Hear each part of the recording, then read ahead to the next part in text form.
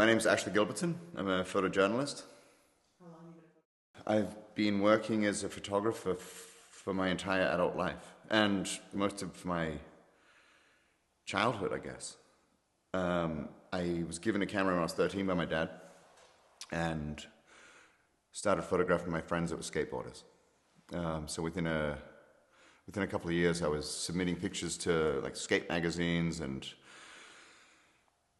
shortly thereafter, I started photographing, events on the street, social issues, things that, I think as a young teenager, I didn't really recognize it had existed in the world.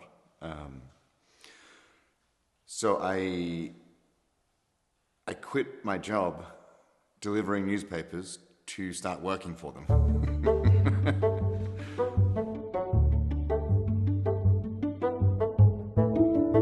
I didn't really realize that, I would see newspaper photographers around, when I was in Melbourne, Australia, where I grew up.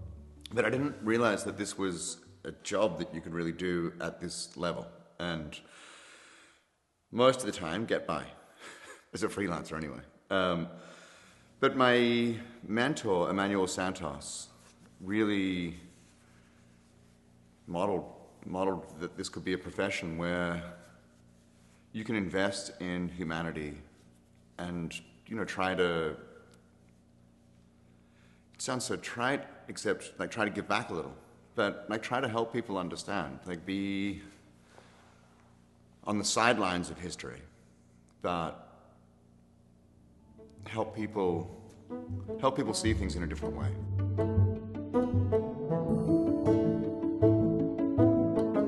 I've been working the last couple of months with, side by side with wire photographers, with the Associated Press and with Reuters, and it's interesting. It's actually been fascinating seeing how, we've all developed. I love the wires. I love newspaper photography. Like this stuff, I feel like in my past life, I was a newspaper man. Like, and I still am now, like, but I pulled back a little bit from it. Like, when I see the wires or a great newspaper photographer going out and working, they're showing you how something looks. And the way that I try to see the world and show people this world that I understand as best I can is by showing you how it feels rather than how it looks. So it's been funny, like, even after 25 years of this nonsense, like I'll second guess myself, like I should be getting closer and I should be getting more of these details or whatever, except my role is really to pull back a little bit and show you this thing in context and not how it looks, but how it feels. That to me is what's key. My first paid assignment was actually a pickup, so it wasn't a paid assignment. I sold an image to the newspaper, and this was outside of like all the skateboarding stuff. Like if that was fine, I was getting checks, but it's like $35, $50, and then all of a sudden, I think I sold a picture for a couple $100 to the Age newspaper in Australia, in Melbourne, and all of these students had occupied the Union building of Melbourne University, and because I was 17, they let me slip in with them. They thought I was like one of the students. So I got in there. I don't even know if I announced myself as a journalist. I had no idea what I was doing. But I photographed these guys like barricading the doors, and I remember sneaking out. I snuck out the window, climbed down the building, and went straight to the newspaper and said, "I was inside. Do you guys want to buy a picture?" And they did. It was pretty magic. I remember I didn't get front page, but I got page 3. I think it was $200.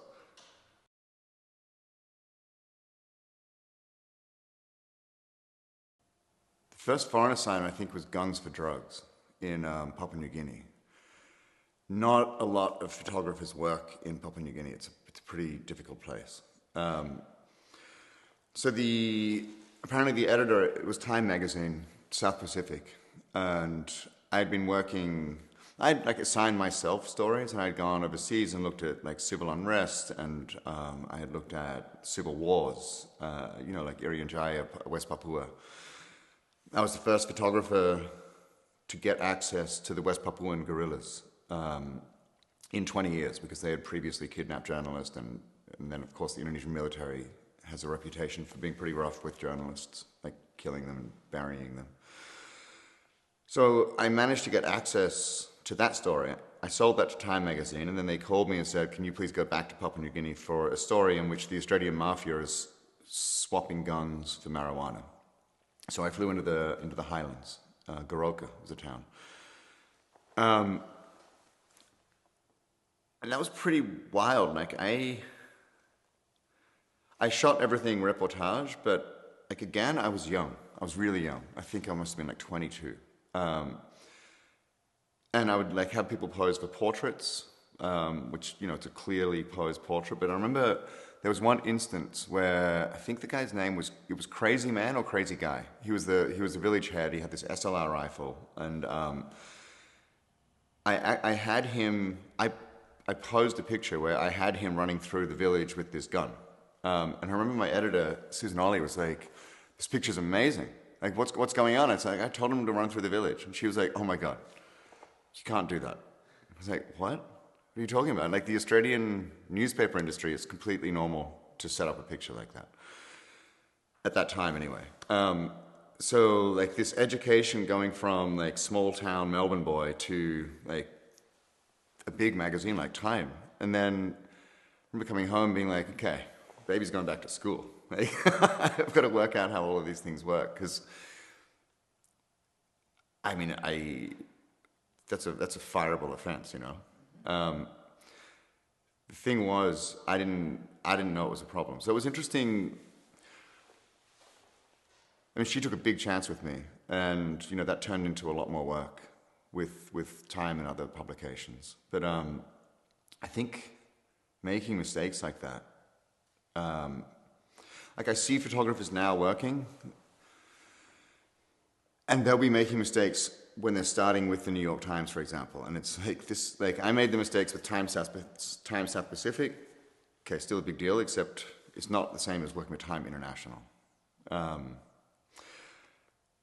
But yeah, so the first job, I got it, except I also learned a hell of a lot.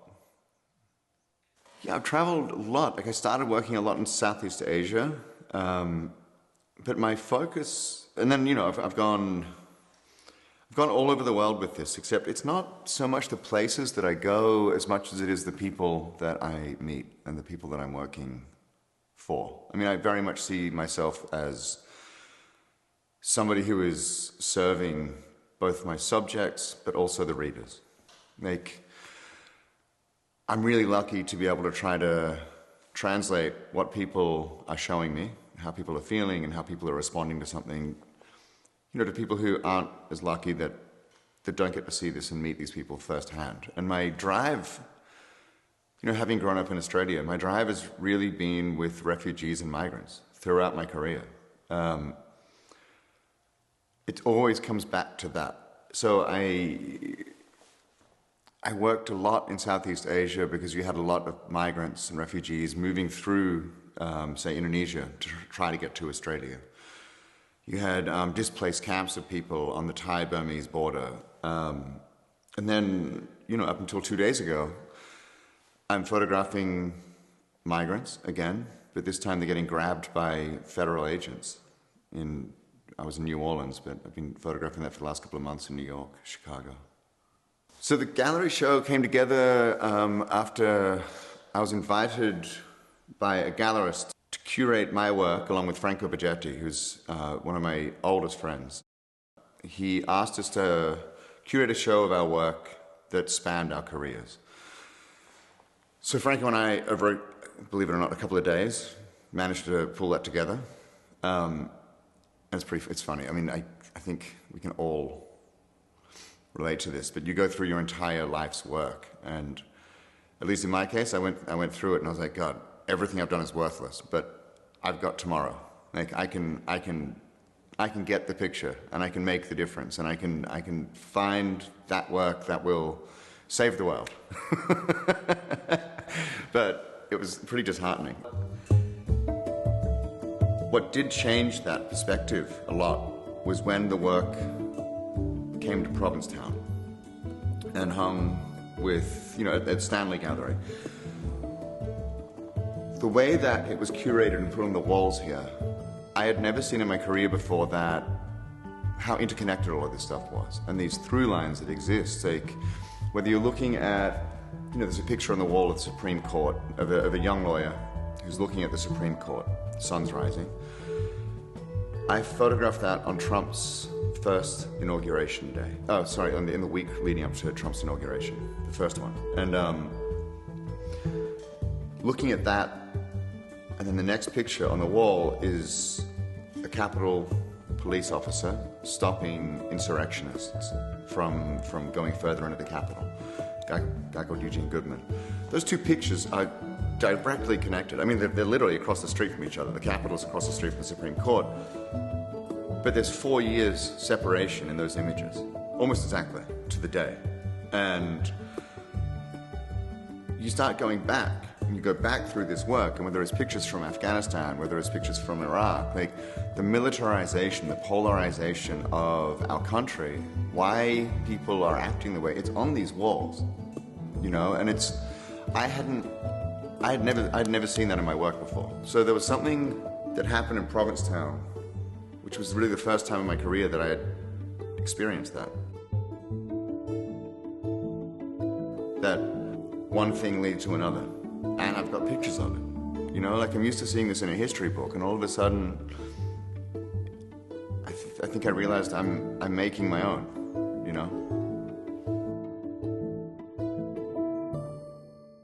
What's iconic, I can't speak to.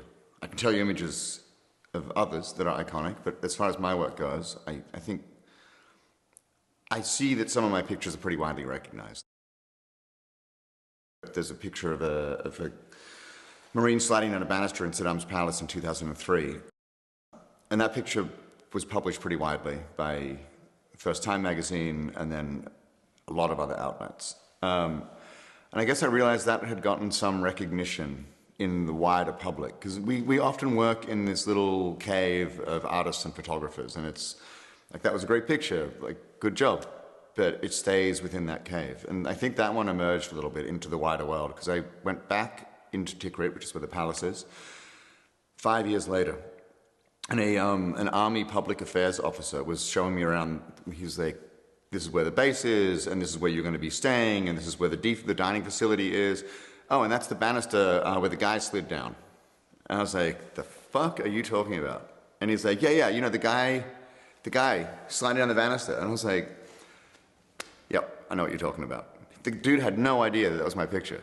But this thing had gone viral, as we say now. The similar thing with Eugene Goodman, like that. One of the things that I can't work out about how we work, like that, the image of Gene Goodman, there were 4 photographers there. In that picture, you can actually see Mark Peterson in the bottom left of frame.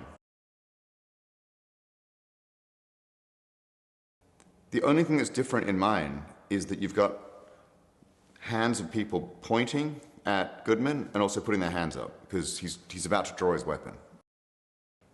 And the only reason I've got that in my foreground is because I thought if he pulls his weapon, I need 12 inches of flesh between a 9mm and me.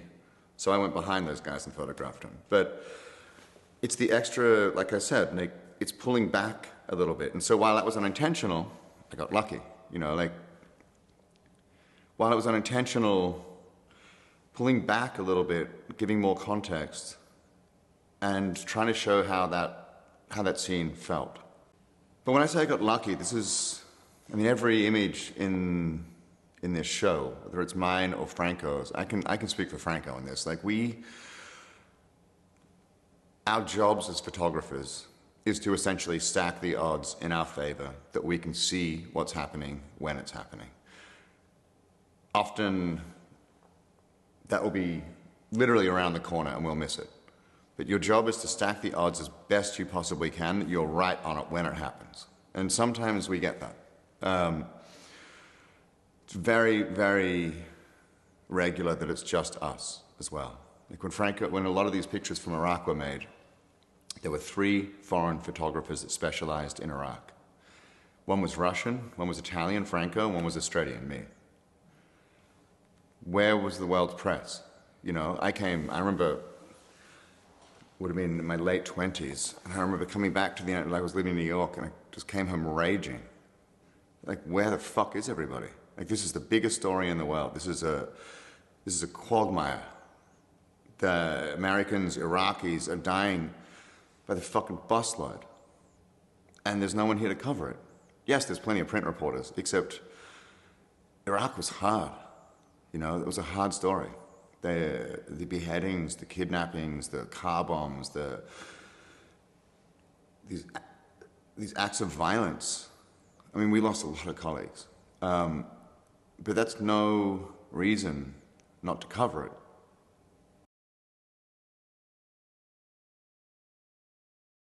The best advice I think that I've been given has come from different people. I mean, like, some of it's really practical, seemingly common sense advice. You know, whether it's from Masao Endo, who's one of my mentors, who said if you get caught in a minefield, you find a tree and you follow the trees back, because you can't plant a landmine in a root system. Little things like that saved I found myself in a minefield and I used the trees. Like, things like that saved my life. But then, you know, like Jose Azel from Aurora Photos, who I was working with, told me to get higher and get lower. Like, super simple, practical advice, but so good. He said, just change the perspective.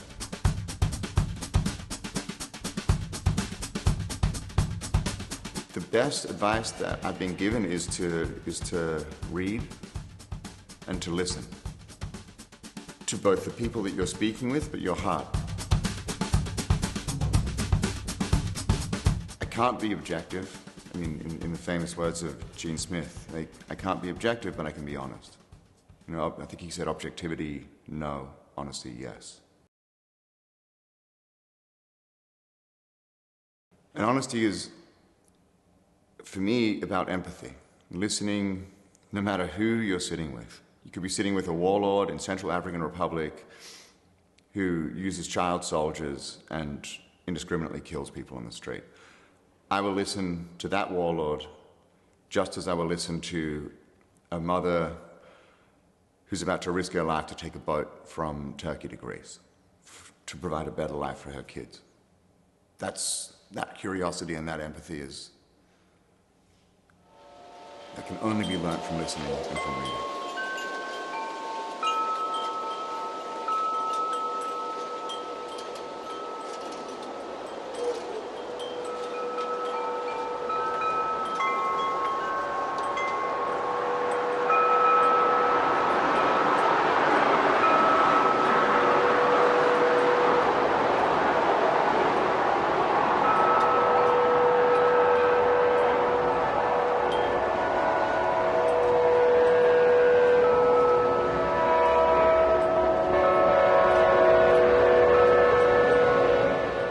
A lot of these photographs, like there's different, you know, I've got images on the wall from Congo. I've got them from the Black Lives Matter protests. I've got them from you know, the pandemic, the year of the pandemic in New York City.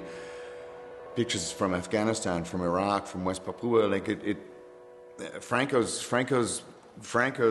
breadth in his work is even more so than mine. He's got pictures here from Dolce & Gabbana fashion shoot in the streets of Napoli, which he shoots like he does in a war zone. But sometimes it's the pictures really sing. And I know it's supposed to be a photograph and it's supposed to stand alone, except I don't, fuck that. Like, these pictures live with context and with captions, with information that goes with them. I think the images on this wall, like each one has like little stories like that around it.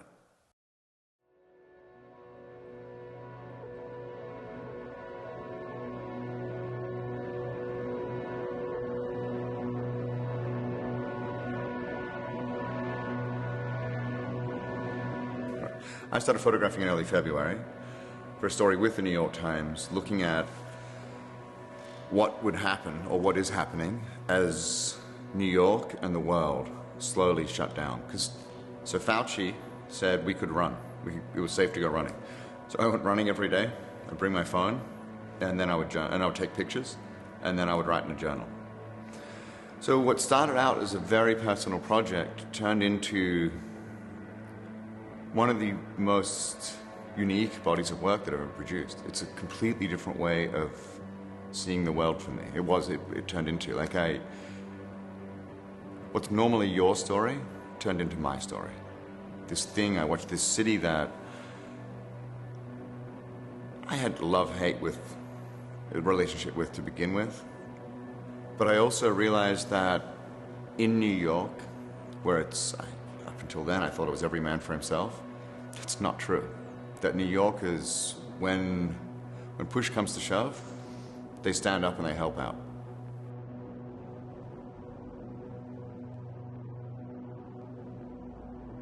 And I fell in love with New York. There was a day that I was running over the Brooklyn Bridge, and I was going to photograph it was a Hasidic funeral, and a lot of media were looking at the Hasids because they were breaking the rules, not wearing masks, not distancing. So I was like, who am I to point the finger? So I turned my bike around, and I remember I could hear not one but two different types of birds singing on the Brooklyn Bridge. It was so quiet. There were no cars going over, and there were no people. And I went back, and on the pylon on the Manhattan side, there was a couple there dancing.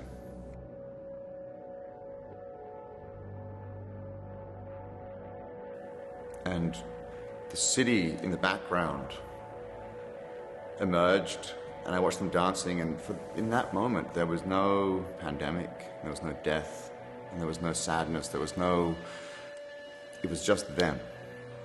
And I realized that that's what I wanted in my life. I wanted to be able to just filter out everything and be there, here, now. And I started riding down, I was riding, that's right, I was on my bike, I wasn't running at the time. I started riding down the bridge and looking at the city, and I realized it's like my heart exploded.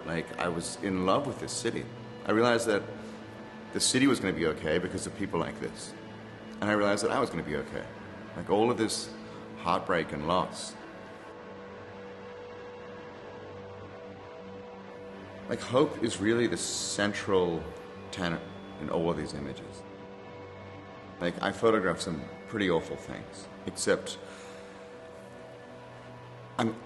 what gets me out of bed in the morning and what keeps me going is these people that I meet that provide for tomorrow. Whether it's Central African Republic, which is honestly one of the hardest places in the world. It's tragic what's taking place there. You've got Russian mercenaries in there, you've got sectarian violence taking place on a daily basis. And then their blessing is also their curse, which is diamonds. So you've got everybody out there trying to get those diamonds out of the ground so that we can go to the Met Gala and look pretty.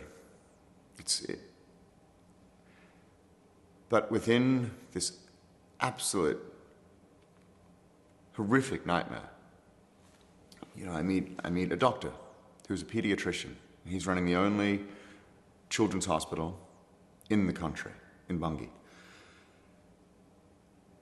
All the other doctors have left. And I sat with him and I was like, why are you here? Why did you stay? And he said, if I left here, I would be betraying my people. The things that I saw in that hospital haunt me to this day. I watched a child die from malnutrition because there's not enough food.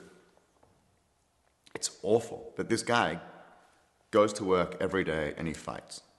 And I think that while I photographed a lot of literal fighting, I like to think that the real fight that I see in these pictures is fighting for empathy, is fighting for hope. And so whether it's that doctor in Bungay, or whether it's Eugene Goodman, who is a glimmer of hope on January 6th, definitely one of the darkest days in this nation's history. These are the people that this exhibition and all of my work is really about. I feel like every time I do one, I die a little bit. So I'm never doing another book again. I've said that 3 times.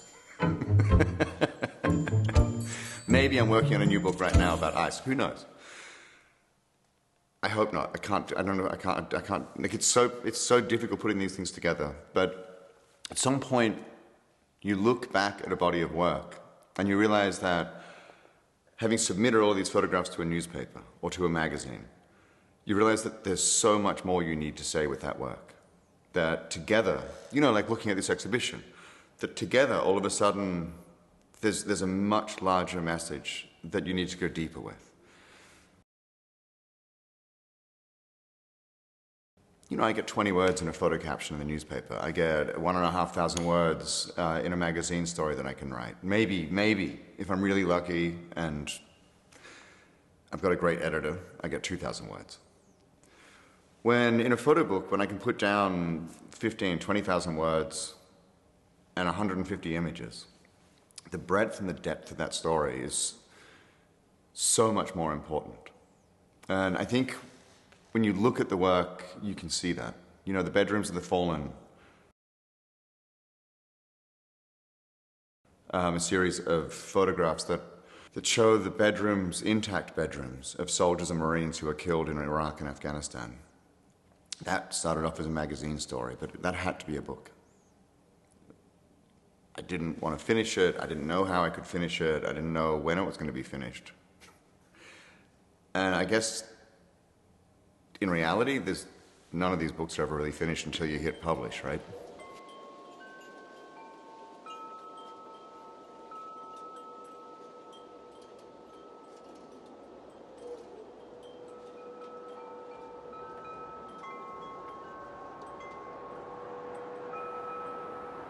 Trying to personalize these wars, the way that we in the West see a dead Iraqi is different from the way that we see a dead American, except so we do our best to humanize all of these people that we photograph, to give them names, to try to represent their stories beyond being a symbol of something.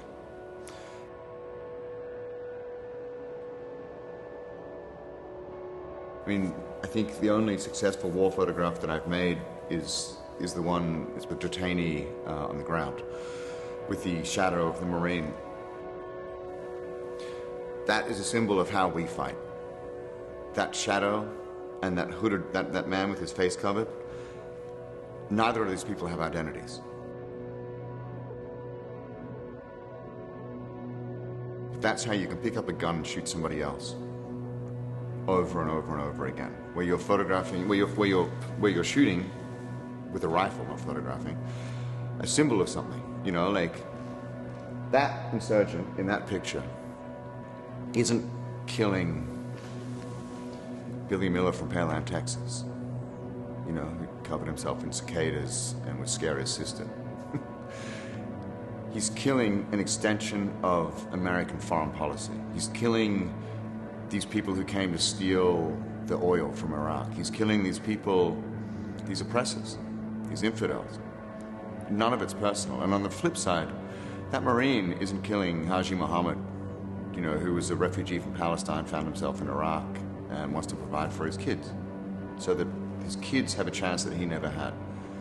And our job as a photographer, as both me and Franco, is to repersonalize something that politicians try to depersonalize. Is to remind us that this is humanity, and that we should care, and that we should sit at the table and work this out before we pick up guns. That's where Bedrooms of the Fallen came from, because we kept fucking it up back here. We'd write these stupid obituaries. He loved going to Red Lobster on Friday Night Football. Fuck you. Tell me, like, show me the picture of this guy out of uniform. Talk to his friends, talk to his parents, rather than these, like, AP obits that will come out for every soldier that died, with a military release picture.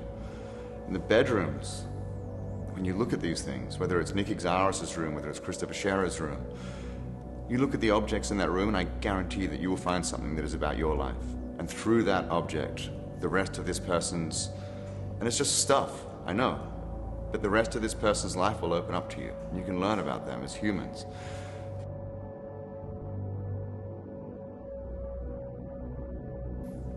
like I was saying earlier, I look at my work and I feel like I've all I've got is tomorrow to try to make something that has impact.